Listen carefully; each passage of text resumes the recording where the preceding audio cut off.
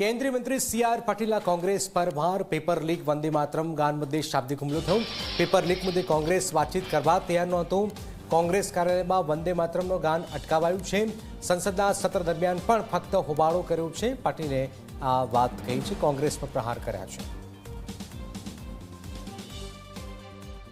Congress supportive રાજ્યની અંદર પણ જ્યારે પેપર લીક થયું તો એના વિશે એક શબ્દ પણ કોંગ્રેસ તરફથી બોલવામાં આવ્યો નથી.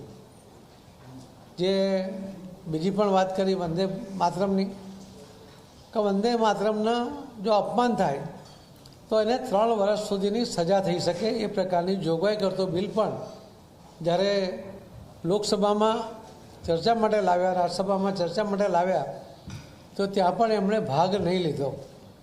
આજે બિલ પસાર થયા પછી આપણે જોયું હશે કે 15મી ઓગસ્ટના દિવસે કોંગ્રેસ કાર્યાલય દિલ્હીની અંદર જ્યારે વંદે માતરમનું ગાન ચાલતું હતું અને પૂરેપૂરું ગાન એ જે ગીત છે આખું વગાડવાનું હતું, એને બદલે વચ્ચેથી રોકવાનો પ્રયત્ન થયો અને આખા દેશે જોયો છે